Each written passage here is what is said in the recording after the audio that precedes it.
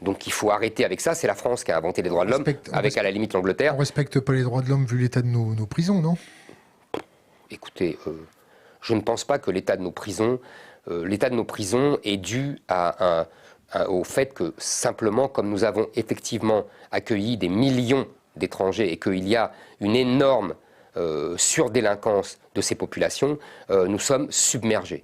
Donc je pense qu'on réglera la question des prisons quand on expulsera les délinquants étrangers. Pourquoi, selon vous, il y a une surreprésentation de la délinquance dans les minorités que vous décrivez? Pour plusieurs raisons. On peut considérer que, d'abord, si vous voulez, il y a traditionnellement une surdélinquance dans les populations immigrées récemment. On a eu ça avec les Italiens à la fin du 19e siècle. On a eu ça avec même les bandes pieds noirs dans les années 50, 60. Voilà, ça c'est le premier fait qui est indéniable et que je ne conteste pas. Maintenant, on a dépassé ce stade-là et on a dépassé cette époque-là. Je pense qu'il y a aujourd'hui ce que j'appelle un djihad du quotidien. C'est-à-dire que, mais vous allez dire que c'est ma ritournelle habituelle, je l'ai déjà dit effectivement, mais vous savez, comme je vous l'ai dit, je ne dirais pas autre chose que ce que j'ai dit. Vous avez grandi dans le 18e arrondissement de Paris, non? Comment? Vous avez grandi dans le 18e arrondissement de Paris? À l'adolescence, oui. Quelle rue? Doudoville. Une rue qui descend du métro Château-Rouge. Rue Le Thor, vous connaissez? Rue Le Thor. Ah non, je ne connais pas, c'est où? C'est le cœur même du 18e. C'est vers quelle rue? C'est juste en face de la porte de Clignancourt. Ah, je connais très bien. Je ne connais pas cette rue. Mais moi, j'étais plutôt à Château-Rouge, vous voyez, un peu plus loin de Clignancourt. J'allais pas souvent à Clignancourt, j'étais plus près de Porte de la Chapelle. Ah, pas trop. Vous voyez, entre Barbès et la Porte de la Chapelle. Il y a Château-Rouge et on descend la rue de Deauville, derrière la rue Ordener, la rue Mira, la rue Léon, vous voyez. C'était la rue Championnet. La rue Championnet, non, c'est plus Porte de Clignancourt, la rue Championnet. Par rapport à la piscine, c'est où? Quelle piscine? La piscine où c'est Championnet Sport qui utilise. Ah, mais c'est plus... Non, moi, je suis plus côté Barbès. Plus près de Barbès. Donc, je vous disais, je pense que ce que j'appelle le djihad du quotidien, c'est-à-dire qu'on a vu qu'il y avait une interpénétration entre, si vous voulez, les milieux du djihadisme, les grands attentats, etc., qui étaient tous des anciens délinquants.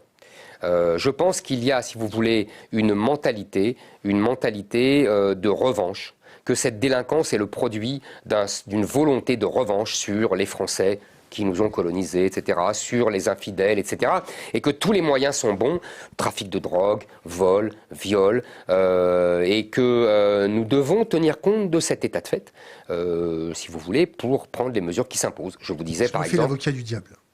Vous ne pensez pas que ces populations qui ont été parquées dans des bidonvilles, traitées comme des chiens, avec c'était quoi? En 58, il n'y avait pas des bidonvilles à côté de Paris? Ils vivaient où en Algérie? Pardonnez-moi, pourquoi ils sont venus en France? Pourquoi ils sont venus en France? Oui, pour gagner plus. Donc on les a traités comme des chiens, en leur donnant plus d'argent que chez eux. C'est ça que vous appelez traiter comme des chiens. On leur a donné du boulot. Ensuite, on a fait venir leurs femmes, leurs enfants. On avait sauvé leurs enfants, parce que c'est la médecine française qui sauvait leurs enfants. Je vous rappelle que moi, mes ancêtres étaient en Algérie, et on mourait du choléra et du typhus comme pas un. Hein? Ça tombait comme des mouches. C'était ça l'Algérie.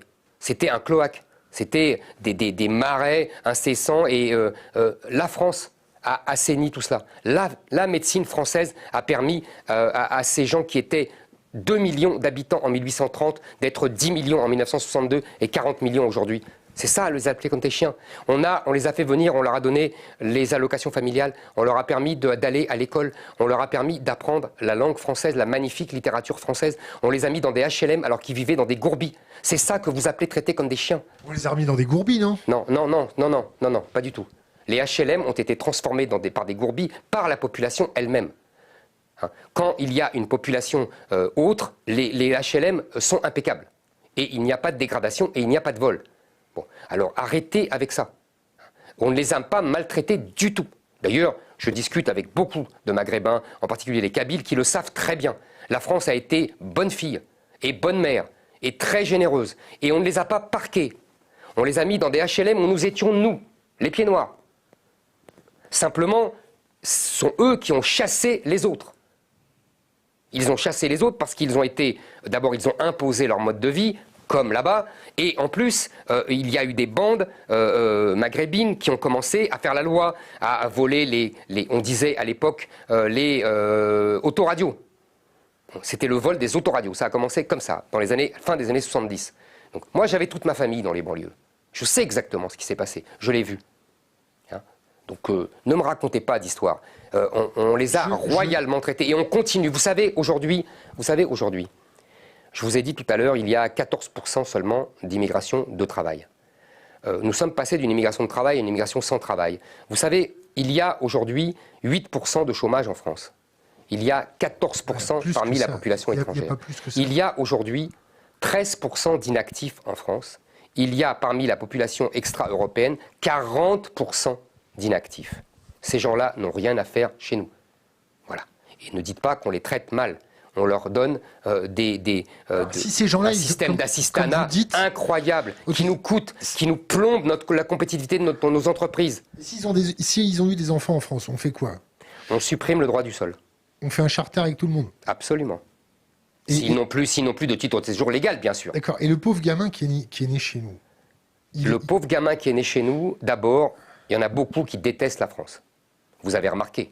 C'est parmi la jeunesse. Donc il y a un problème. Donc d'après moi, c'est qu'il est malheureux. S'il déteste la France et les Français, c'est qu'il est malheureux. Donc il sera mieux chez lui. Voilà. Il est. Chez lui, c'est pas ici. Non, c'est pas ici. La preuve, il le dit lui-même. Il dit, il n'est pas gaulois. Il n'est pas français. Quand on lui demande, il dit, je suis algérien, je suis marocain. Je comprends. Je le comprends. Vous savez, le roi du Maroc nous l'avait dit.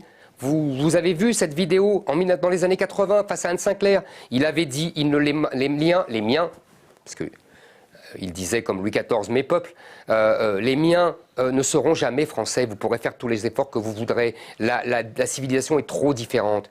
Mais ce n'est pas mal, ce n'est pas grave. Je comprends qu'on soit attaché à sa culture, à ses mœurs, à son Dieu, à sa civilisation. C'est tout à fait, mais vraiment respectable. Okay. Changeons de sujet.